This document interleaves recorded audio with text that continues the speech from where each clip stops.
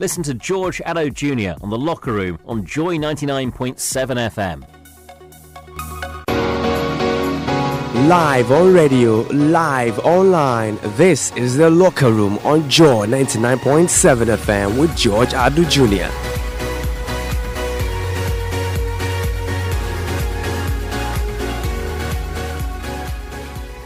Another international break is upon us, and players will be focusing on national assignments across the globe. The packed sporting weekend begins with the penultimate round of matches in the 2019 Africa Cup of Nations, the UEFA Nations League. But here in Ghana, the Africa continent meets to celebrate women football.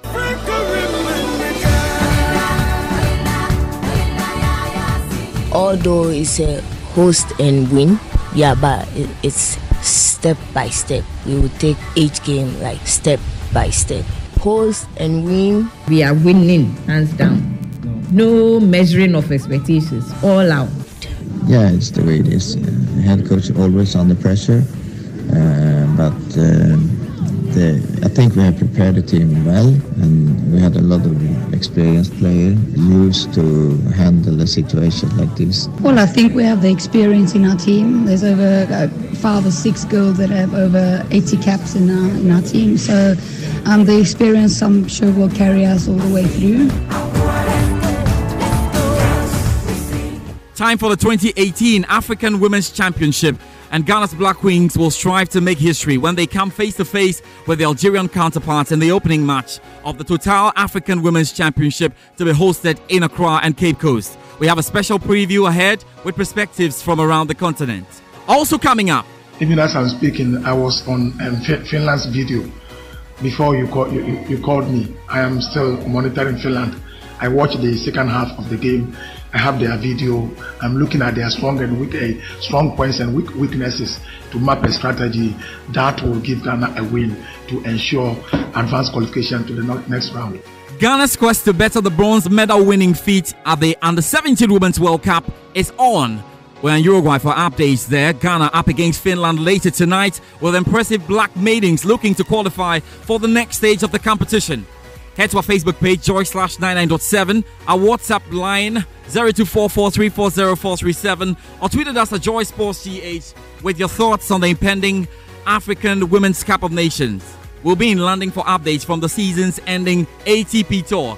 Time to talk about what the world is talking about in the world of sport. Hello from me, George Addo Jr., and welcome.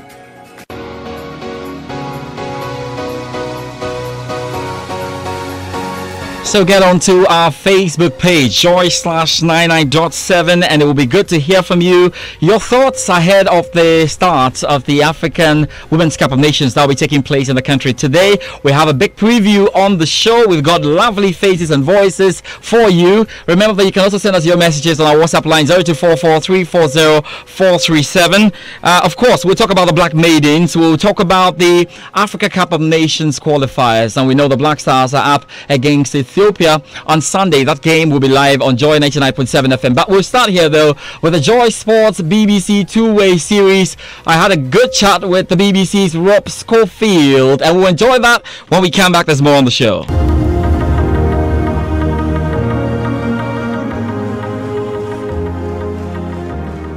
Thanks for your time this weekend. And international football is definitely on the horizon, but can we deal with a few lingering club issues? Well, Fulham have been a subject of huge discussion because of the money invested in the club, but obviously the poor results so far too. Is Claudio Ranieri the man to right the wrongs? It's an intriguing appointment, I think. Fulham's issues are defensively, of course. We know that they've conceded 31 goals in their opening 12 matches. They've gone on a 9-game winless run, and they find themselves bottom of the table. Now, Ranieri is a coach who is, well known for his enterprising play, how he likes to create, expansive forward line runs. But I think, it would be doing him a disservice to say that is his only dimension of coaching. Of course, his Leicester side that won the title became very defensively resilient. So I think what Fulham are probably looking at is they didn't want to go for a short-term appointment in regards to someone who would just purely keep them in the league. Someone like Sam Allardyce, for example, who obviously has got that record of never being relegated from the Premier League. So what they've gone for here is probably a little bit of a mix of both, but something that I think that they're hoping will inspire their players, because I think Claudio Ranieri's reputation in England now goes before him in regards to, I think he'll walk into that dressing room and automatically garner a little bit of respect from the players in terms of what he's achieved in this country. Ranieri has been all over Europe. We know that. He's got a storied career with the likes of Valencia, Juventus, Inter Milan, Roma, Atletico Madrid, Chelsea, of course, and he's not always had success wherever he's been, but I think his reputation in England has probably been a big part as to why Fulham have chosen him as their new manager. I think Slavisa Jokanovic, for all his success in terms of getting Fulham promoted, that weight of pressure of spending $130 million is really what undid his tenure, in my opinion. We've had some dodgy refereeing decisions this season already. Clearly not the fault of the men in black, but the speed and new age of the game certainly calls for that. Players, coaches and fans have complained bitterly about the absence of VAR. Is it the right time for video technology? I think so. I always saw this coming, to be perfectly honest. Premier League clubs have been carrying out non-trials this season for the multi-game kickoffs to check that the staff and the technology can handle the kind of input of information. But when we see it's been used in Italy and Germany in top divisions and utilised in some FA Cup and League Cup games as well in England, and of course at the World Cup we can't forget. But also VAR is looking to be introduced into the Champions League as early as the quarter-finals this season, so it was always unlikely that the Premier League would be left behind and not bring it in for the next campaign. They'll now make a formal request to the International Football Association board and FIFA as well, but as I said, I wouldn't expect much opposition there, seeing as we've already seen it across the world and across Europe already. So I think it was time, and I think it was a canny move by FIFA really to introduce it at the World Cup, because what it did do is it gave everyone a taste of what the technology can do. And now that when there's been issues, for instance, the Southampton, ruled offside goal against Watford, for instance, the Sterling penalty call for Manchester City against Shakhtar Donetsk in the Champions League, it brings these incidents to a higher profile and makes people think what could have been with the... Well, the 2019 Africa Cup of Nations qualifiers are on this weekend, with the Black Stars hoping to register a win in Addis Ababa. With a lot more qualified teams to be confirmed this weekend, which games would you be keen on watching?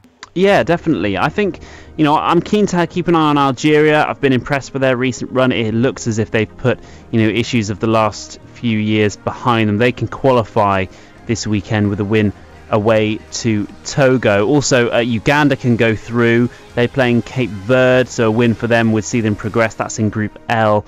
Intriguing as well, I think, two relatively high-profile nations, especially Nigeria, but South Africa can actually move ahead of them with a win in Johannesburg. So a huge win for, a huge game, should I say, for South Africa there. The two very much jostling for top spot in Group E. And actually, Ethiopia have gained a lot of headlines, haven't they, in their campaign so far. They can actually leapfrog Kenya in Group F. I think Group F's particularly intriguing in terms of which teams could finish there and around about the qualifying spots, and who will take top spot there in Group F. So let's end with the UEFA Nations League, and what's the big game lineup looking like? Yeah, I mean, we are very much at the business end now, aren't we? And one thing that I'm really intrigued to see is this England-Croatia game at Wembley. 11 years on from the result that saw England miss out on Euro 2008 at the hands of Croatia at Wembley. Gareth Southgate suddenly at a point in history where he's looking back hoping the same doesn't happen again, because a defeat or a score draw would see England relegated because of Croatia's incredibly impressive win over Spain. So for England, they can go through to the finals to the last four with a win there. So it's all on the line. Also, I think we've got some very intriguing games in regards to Portugal and Italy. Portugal, knowing a point will qualify them for the finals. Roberto Mancini's Italy side winless in 5 home matches, so they've got it all to do. And also, when we start to go a little bit further down the tables, there's a very, very interesting match between Serbia and Montenegro in League C. That's really, that will be so highly charged. Montenegrin, independence in 2006 saw them break away. So the two nations competed as one, for as recently as 12 years ago. So there'll be a lot on the line with the two, there at the top in Group 4 in League C. But also, we've got Belgium, Switzerland as well. The Swiss needing to beat Belgium, a tall task to go through to the finals and overhaul them at the top of Group 2 in League A. So a lot on the line. I think what can be said is that there'll be probably someone in Switzerland or Geneva somewhere, rubbing their hands together, thinking, we've made a real success of this Nations League concept, because this is exactly what it was brought in to do. High profile matches, competitive games, international teams, with it all on the line. And I think it's really, suddenly we're all getting on board with it, because we're getting matches that have something similar, like a major tournament feel, here in between major tournaments. I think it's fantastic.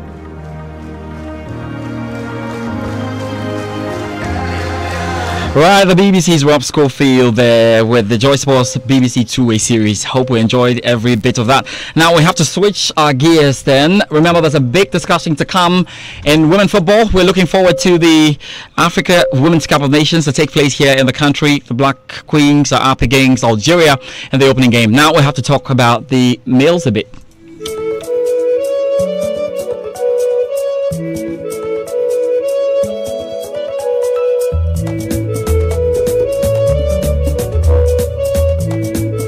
Now the Black Stars must fight for all 3 points in Addis Ababa this weekend, as their 2019 AFCON qualification path remains unclear following Sierra Leone's inability to honour the last 2 games. Now, altitude and an intimidating crowd await the Stars up north. What kind of a game should we expect? My colleague Benedict Owusu is on his way to Addis Ababa, and he'll be watching the Stars in action. But before he got onto the plane, I caught up with him on the game and asked him a few questions looking forward to this. The first question was, after recent shenanigans involving Inter Milan defender Kwejo Asamoah, is this group of Stars focused to get the win? Irrespective of everything that's happened with the Ayuis and Kwejo Asamoah's case, I mean, the team very, very focused on this game. It's very important that they get a win because of how the pairings are and what is happening with Sierra Leone currently. So in terms of focus, and we heard Kwesi Appiah speak about what they are doing in Kenya going into this game. So I think that they are very focused for this game, and that if they want to really make the Africa Cup of Nations next year, they have no other option than to win this game.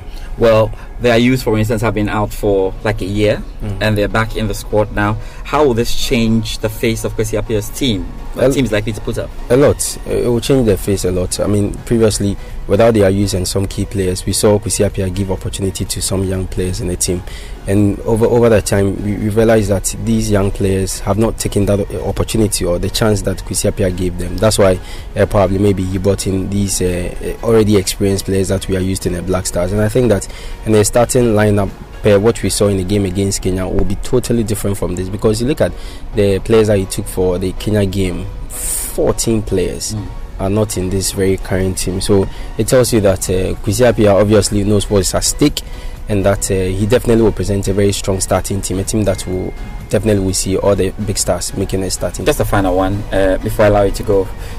The last game against Kenya, so the Black Stars played. The problem was they couldn't score goals. Do you think Kwesi Appiah has moved in a direction that will get goals ultimately? The call-up answers everything. We saw Majid Waris and Jamna play the front line in the game against Kenya, which we created so many opportunities and couldn't score. Now, but irrespective of what these players, I'm talking about Samuel Jordan Ayew, Majid Waris, and which other player? I think, okay, so those 3 players were called up. But irrespective of what is happening to them at their club level, Samuel has no league goal. He only has a cup goal the whole season. He has not started a game this season for Kayserispor, a league game. Jordan Ayew, no goal. You look at Majid Waris, just a goal, and that's also not a league goal. So it tells you that we are bringing strikers that have only 2 goals in a season, but we know the pedigree of Asamoah, what he's done for this team. We know Jordan. I think that Ghana will get a good result. Right, thank you very much, Benedict, for your time. Have a good watch in Addis Ababa. Thank you, Joe.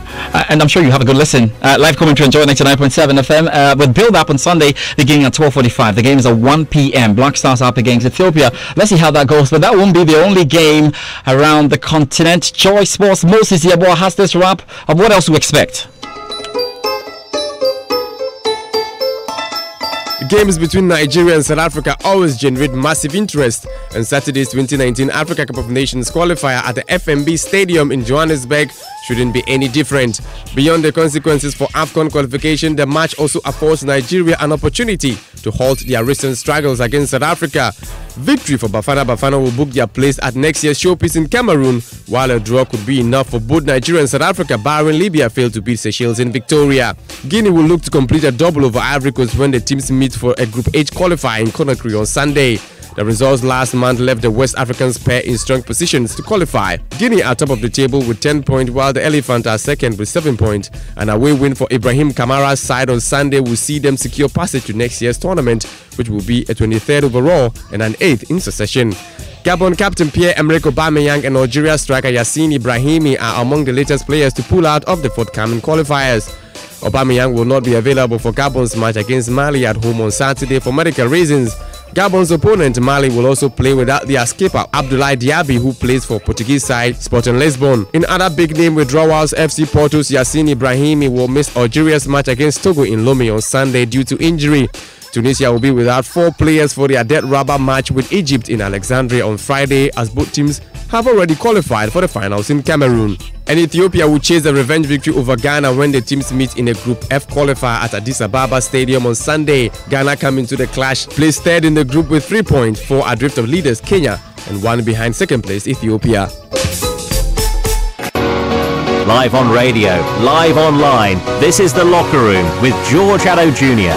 Thank you very much. If you just joined us, remember that we're having you on our WhatsApp line 0244 340 437. It'll be good to hear from you there and what you make of the competition to start. There's a lot going on. We know that 8 teams are ready to fight for 3 World Cup qualifying places and the trophy at stake. 2 groups of 4 tussle in the group stages, and we just need a reminder of what's been happening around. And this is a very good way to get into it, because we know that the Black Queens of Ghana want to host and win. Aside that, they've had an unusual battle, not on the pitch but off the pitch, to try and get everybody at the stadium. This will just do us some good for those of you who have still not made your minds to watch the Queens tomorrow.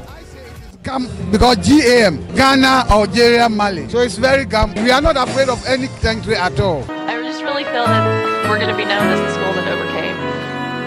What's up, coach? Cool, you know. I'm expecting Ghanaians, every Tom, Dick and Harry, market women, everybody come to the stadium, fill the stadium for our first match, for us to win convincingly. Then other things will follow. Samira Suleiman, King Mira, because I'm the king among all the queens. When you look around camp, you see everybody is so cool. We are all poised. We are very calm and waiting for Saturdays. Most of us here, we are fortunate to represent Ghana. So we are all much ready for Saturday. To all Ghanaians out there, this is our time. We are pleading that all of you should come to stadium. Wherever you are, please come to stadium and give your full support to the Black Queens, especially the female celebrities in Ghana. Please, we need you. This is the time. This is women. This is the time we are hosting AFCON in our own land. Please, we need your support. Come in your numbers. Thank you. Can do the hosting. Everything is possible with confidence, the way we play, and if we play as a team, not like playing individually, and being a collective and playing, I think everything will go well for the Black Queens.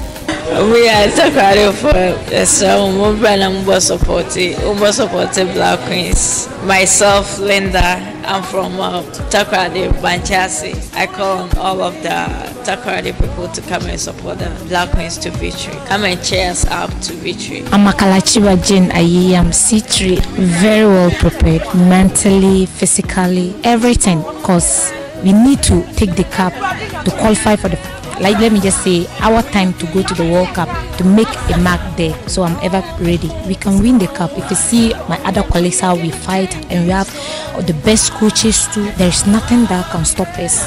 Nothing. They should come in numbers to support us. We need their support, their prayers. Without prayers, I don't think we can go near the cup, especially Nima Mamobi. This is your girl speaking. Come in your numbers and come and support us. My name is Elizabeth Ado, aka Amapele. Thank you, Ghana, for your time. We hope you heard our call. Hopefully, God willing, on Saturday, we expect all of you, all Ghanaians, to come in numbers to support us. It is very necessary. So come in numbers to support the Black Queens against Algeria. Your little support can help us to realize our big dreams.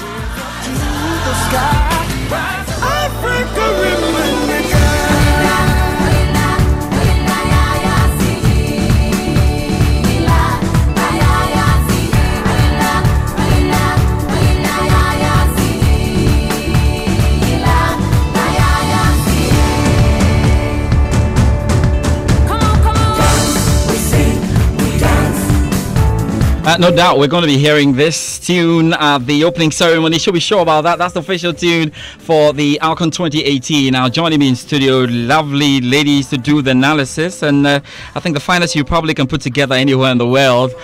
Joining me, Sarah McCarrans, presenter of Sports World on the BBC. Sarah, how are you doing this afternoon? I'm doing great. Lovely to be here. Yes, great to have you as well. Now, Janine Anthony as well, BBC Africa, joining us on the show. How are you doing, Janine? I'm doing very well, thank you. And she'll be giving us a lot of insight, really, from what's happening in that Nigerian camp, and we see how it goes. We have a very own as well, Veronica Combi, joining us here, sports journalist. I've been trained to keep this so tight. Vera, how are you doing this afternoon?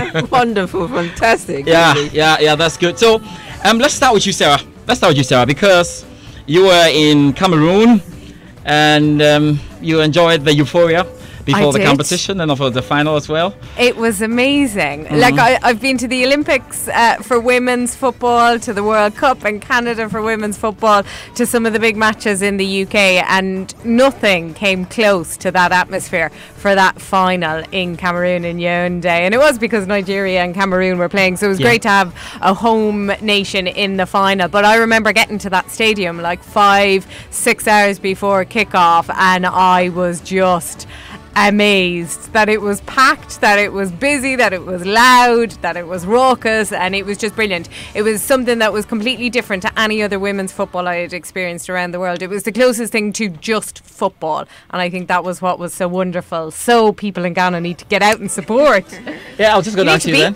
Yeah, it was good there. I was going to ask you then of your assessment. If you're trying to do a comparison, before the competition, what would you say? I mean, for what happened in Cameroon and here?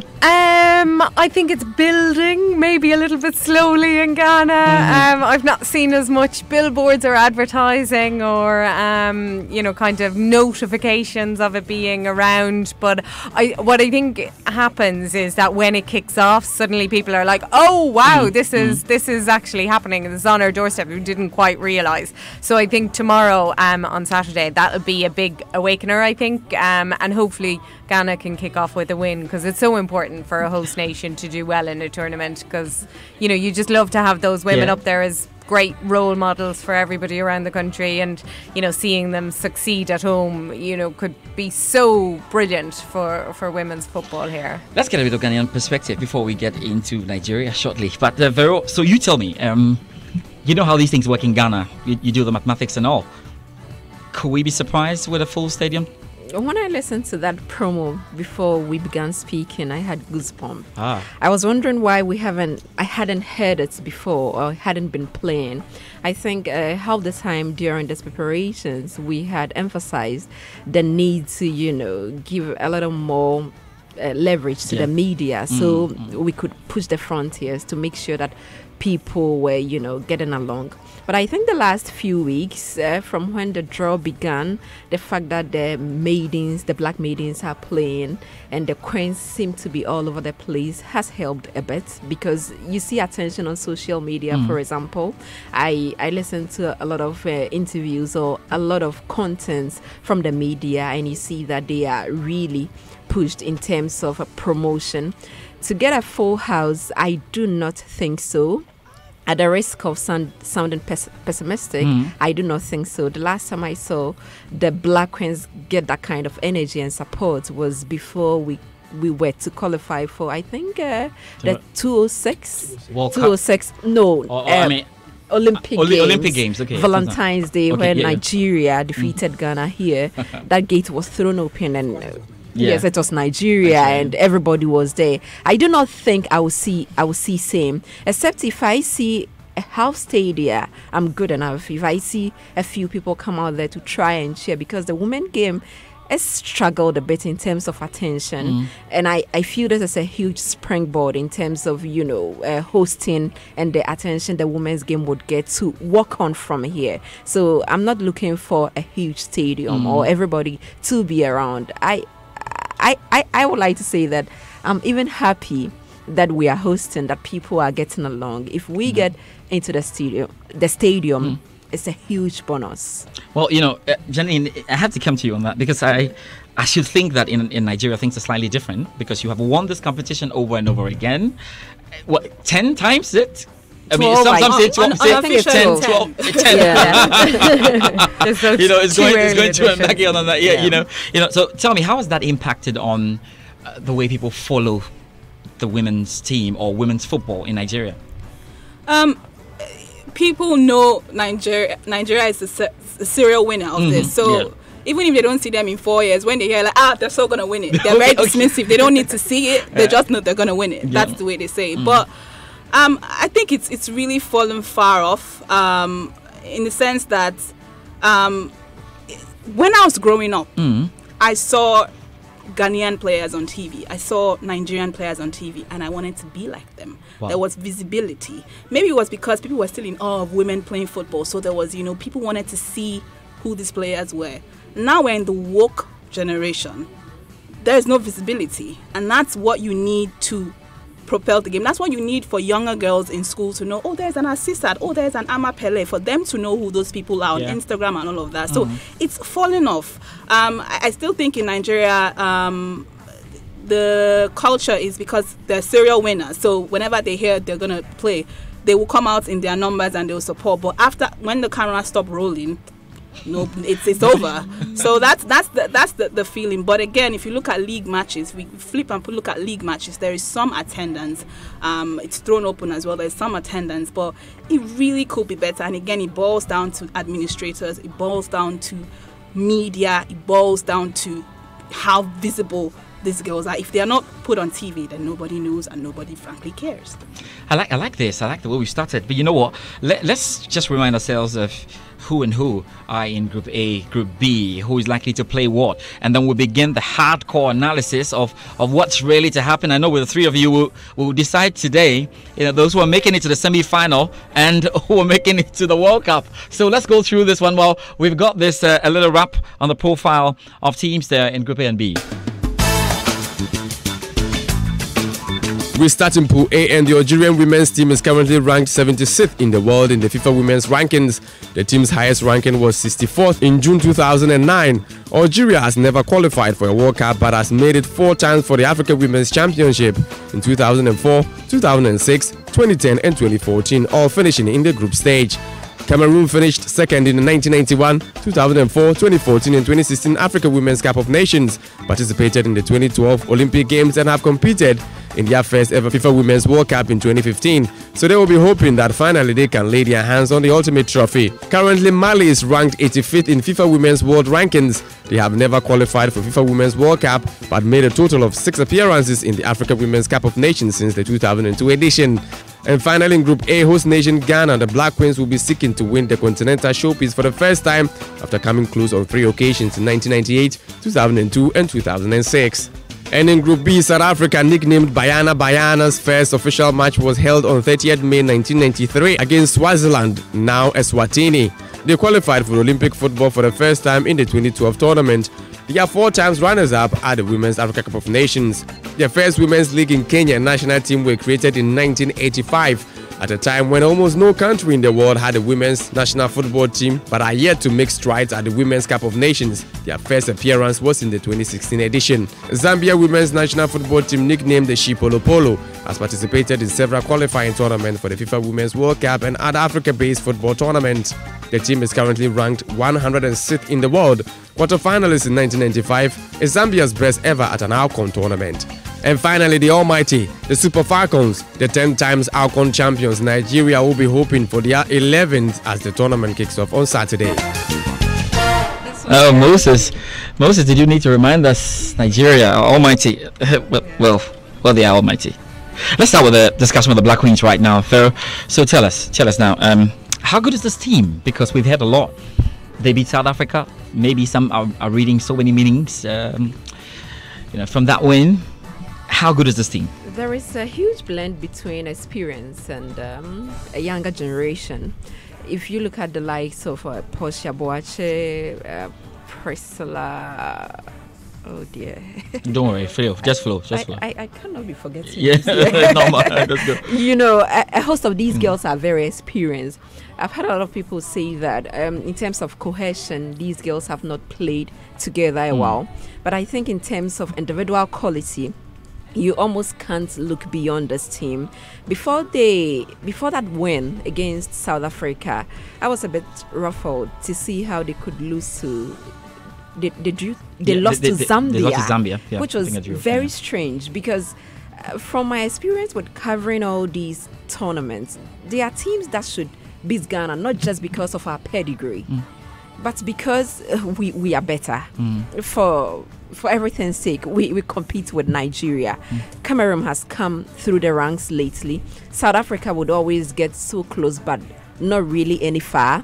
There is Equatorial Guinea that would manage to win at home and away sometimes. So these are teams that you could almost push the top 4 and say that their quality is good enough.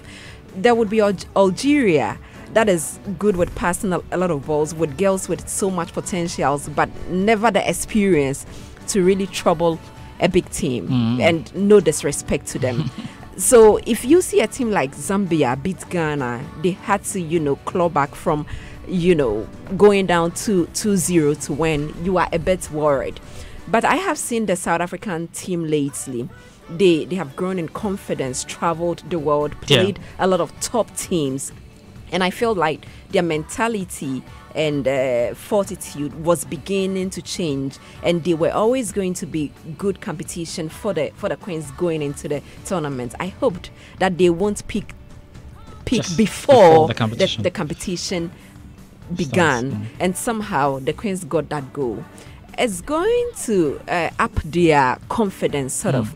But all the discussion about host and win, I think is a little too heavy for the team. For me, you haven't made an appearance at the World Cup in the last 11 years or so. Your best chance or your focus should be making sure you're part of Africa's contingent that goes to the World Cup. And if they get to that point, I feel it's good enough. If they win the trophy, which I think is a huge ask, it's a big bonus, but really we should all pipe it down a bit with all the host and win pressure. It could put a lot of pressure on these girls. One thing that I have seen the Queens lack in the past is that confidence, because in the likes of Adjoa Bayo, Memunatu Sulemana, and even Mante and others who are a part of this team, it's always been lacking. And I feel that if we are able to work on it, perhaps we could go all the way. So in terms of quality and experience, they have it. There would be something lacking. I hope they are able to make up for it. Am I looking for a team that is able to win the trophy at home or wherever? I hope so, but hey, I'm not banking all of my hopes on it. So I'll be coming to you, of course. The last question will be you deciding your 4 semi-finalists and 3. Sorry, I'm smiling. Yeah, you will do that for me. Sorry, let's talk about Cameroon. You've seen Cameroon. Yeah, you've seen Cameroon at least in the last 2 years. You saw how good they were. There have been some additions. The team is looking good. How far do you think they can go? Good enough to win this? I think so. They could potentially. They're going to be up there. I think potentially they're going to be in the final. Against Nigeria. I think it could be a repeat of 2 years ago, and I think they'll have learned a lot from 2 years ago. My fear for the teams coming into this, and Veronica touched on it, is how can these teams have the telepathy that they need between themselves when they're on the pitch, the passes that don't quite get there? And I saw this 2 years ago, the chances that are missed out on because they don't have adequate preparation. And that's why South Africa have improved so much, is that they have had the biggest camp in the lead up to this. They've been together so much this year. They've really focused on that. And I worry for Cameroon, I worry for Nigeria. They had one friendly before the qualifiers since 2016, and I just think that we're going to see an awful lot of teams over the group games who are going to be quite rusty in finding out those combinations and the players that they need to be able to connect with and work with on the pitch. And I think that's going to potentially cause some upsets in the group stages, but I think ultimately by the time we get to the final it's probably going to be Nigeria, Cameroon. But I think this is something that all the teams are going to struggle with, and it's whoever can click the quickest in terms of that. But there's no doubt about it that like Cameroon, with the experience from getting as far as they did 2 years ago, and the likes of Nganamui and Ongwen and the whole lot playing, and the blend they have of home and abroad and young and old, they're a quality team. Well, it's not that I'm choosing the teams, but I'm looking at the teams I feel we have to talk about. Going to this, Cameroon done, Ghana done. Well, next we have to talk about South Africa. She made the point about South Africa and how far they've come in putting this together. I mean, they have been on a good roll, and everybody is beginning to love South Africa. Could they be the surprise story, the exciting story? South Africa make it to the final. Could they be that kind of team? I've actually been telling people this is South Africa's trophy to lose. Because it is theirs. Because apart from playing top teams, they have a very strong mentality amongst the players that even if they're losing, you see that hustle, and they built on it from 2016. You could see they missed lots of chances. The game against Nigeria, I was sat in a sea of Nigerian journalists, and no one got up because it was so tense. And the minute Nigeria were able to qualify, the bragging rights started. But it was so close, and I've seen that team grow in strength. And another thing about South Africa is, for the first time in a long time, you see their players playing abroad. Jenny Van Veek started that, and then you can see some of girls from her club also playing abroad there, and they're very particular about education. So you're seeing a very enlightened South African team. Is it enough to win a title? I don't know, but I mean, I can't remember in a long time. Maybe Cameroon had that before 2016, where a team is going in with so much experience, going in with friendlies in the bag. And I think it is surely South Africa's title to lose, because compared to other teams, Ghana getting an 8-0 drop-in from France, Nigeria also saying, Ghana, we could do the same thing, collecting another 8-0 drop-in. South Africa seems to be the team that can go really far, can hold that medal. But I think what the brief for them will be, just get to the World Cup. Just get one of the and that's been the line. Yeah, all the coaches have been saying. All the coaches and players that I've been speaking to this week, when I ask them what the goal is, and I always lead in with, is the goal to win the Africa Cup of Nations and then qualify for the World Cup?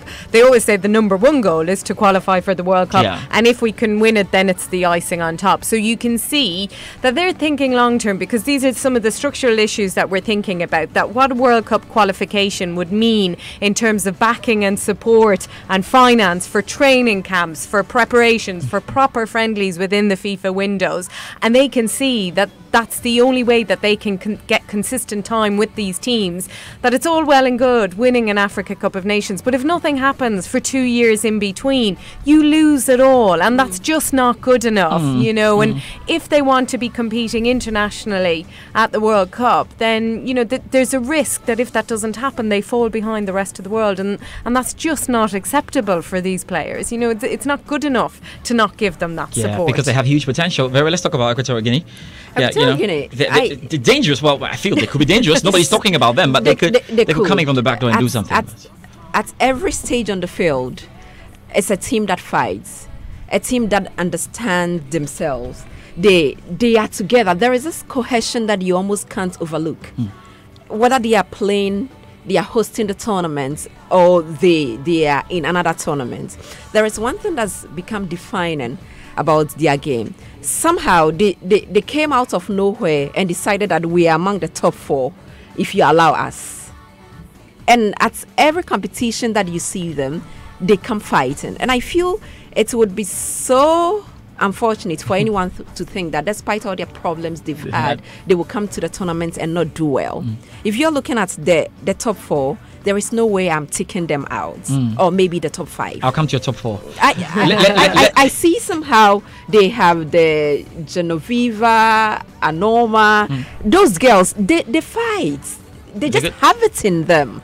So it's a team I would love to watch over and over again. Unfortunately, Nigeria for me is still the strongest among We'll get to them Nigeria. all. It's a whole discussion. You want to say something about Equatorial Guinea? Yeah, I just feel football has moved on from where Equatorial Guinea stopped for a long time. You remember when it started? Yeah, no, because this team, because this team Yeah. has been the same team. I mean, They did. Ghana will be looking at Equatorial Guinea and saying, "You hosted this and you won this. Please, we'd like to be like you." but and not the whole scandal. But I think we have a faster teams, the pace of South Africa, of Ghana, of Nigeria. Okay. Equatorial Guinea might just struggle slightly with that, and you have a Mali team that ousted. I mean, ousted Cote d'Ivoire.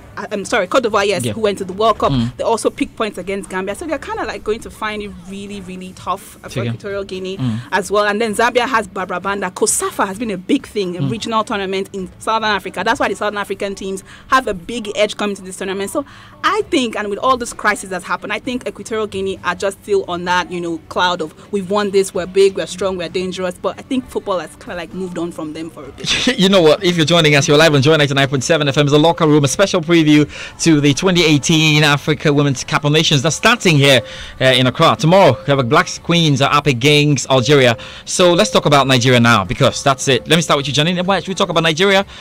Is it getting to the heads that Nigeria can do this anyway, anyhow, or players playing abroad often come to your rescue?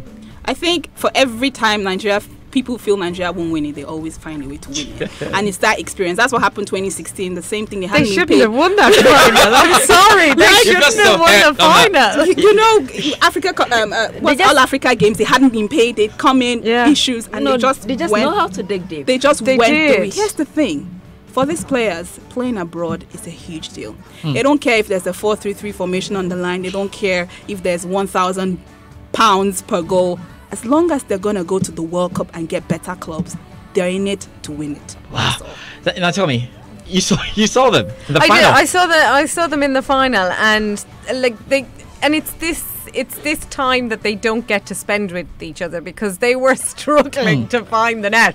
It was just like, oh my gosh, is anybody going to score a goal here? And they just dug it out. They were so resilient, and it was just like, where is this going? Who's going to win this? And it was just, they were so just wasteful in front of the goal, and finally they managed to score, because they just have that inner grit that they will just do it. And it was like, I can't believe they've won that, and it was a scrappy goal, and it was just and that just marks them out. Well, the next 2 minutes, I'm going to come to you, your 4 semi-finalists and 3 qualifiers for the World Cup. Let's break in with a bit of a male voice. Gary, join me now, because we have to do the selling of tickets. We have to make sure the stadium is full. What's a tournament without the fans? Yeah. So tell me, where can we get tickets? It's very cheap. I hear VVIP as well. 30 cities? Yes. Hey, look, if you have not been a VVIP before, this is your chance. This is your chance, especially when the stadium is renovated. I went to the banks, ADB, across Accra. I went to 3 branches this morning. For one branch, I told the tickets had just come in, but they weren't available because of some bureaucratic issues. I went to 2 other branches, and it was on sale. Then by the time I got to the 3rd branch, I saw on social media people had started putting on social media that they were getting tickets as well, so that's good. And then you can get the tickets at the stadium as well. The press briefings were done today, the first press briefings for Accra. Bashir Hayford spoke. He said that he wanted to be a pilot when he was growing up, and I mean, he's managed to be a football coach, but however, he's piloting the Black Queens, and so his dream has come true. Thank you very much, Gary Osman. So, ladies, let's do this. We've got some 4 minutes to run out of the studio. Let me start with Vero. Yes, Vero, 4 semi-finalists. Nigeria, South Africa, Ghana, Cameroon. Which 3 will qualify for the World Cup? No, Vero, with you, which 3 will qualify from the World Cup out of that? I'll tell you after semi-final. Too difficult. Okay, Janine, I know Nigeria is part of yours. Your 4? Ghana, Cameroon, Nigeria, and Equatorial Guinea. It's funny, and Equatorial Guinea will not go anywhere, whether they win or not, or they won't go anywhere. So South Africa might be installed, but I think Equatorial Guinea just might get in. Just might. Out of vengeance. Yeah, we do. Okay, Sarah, let's hear from you then. I always do this to whoever is on my show, and I hate being asked for predictions, I got you here because today. it's a mug's game. I know. You're never right. Try today. So finally, I'm getting. You're giving me my comeback. I'm going to go Nigeria, Cameroon, South Africa, Ghana. Okay, that's it. yeah. And I worry that South Africa would beat Ghana in the 3rd, 4th place playoff. Yeah, I know. I'm really sorry to say that. So that's why maybe they need some support. So people need to get out and watch them and support them. That if they're in that 3rd, 4th place playoff, they could pip South Africa to the World Cup. All right, round the table. Predictions for tomorrow: Ghana, Algeria. I'm poor at predictions. Yeah, but what do you think? I could just jinx it. So the Queens are winning that game. Hopefully. Against Algeria, yes, sure. They must. They must win. You can't be in the last 4 if you can't beat Algeria. Jenny, what do you think? 2-2 draw. 2-2 draw. I think she's just bringing Nigeria here, isn't she? 2-2 draw? Okay, I'm going to go 2-0 win to Ghana. 2-0 win to Ghana. Thank you very much, Samuel Cairns, BBC Sport. And it's good to have an idea of what the partner stations are doing. It's been wonderful to be here. It's really good to be with our partner stations. We do so much stuff for you guys. Lovely to be here. Lovely. Thank you very much, of course, Jenny, as well. Good idea of what's happening here in Ghana. Because you're BBC Africa. Yeah, I've just been shouting Kofi Brockman. Yes, that's all I know. Oh, yes, I've enjoyed everything. Okay, every bit so far. There's more coming, don't worry. Very, thank you so much for joining me on the show. It's always great. We'll see you in the evening, Vero. That's it for our show, and we expect you to go and get your tickets right now as we push the locker room. Very, very special one coming your way in terms of our build-up to the 2018 Africa Women's Championship. Go the Black Queens. Hope they can do this. Till we meet next week, be good. Remember that we have a commentary of the Black Stars game up against Ethiopia. That's 2019 Africa Cup of Nations, and there's live commentary on Sunday with build-up beginning at 12:45. Till we meet then, be good.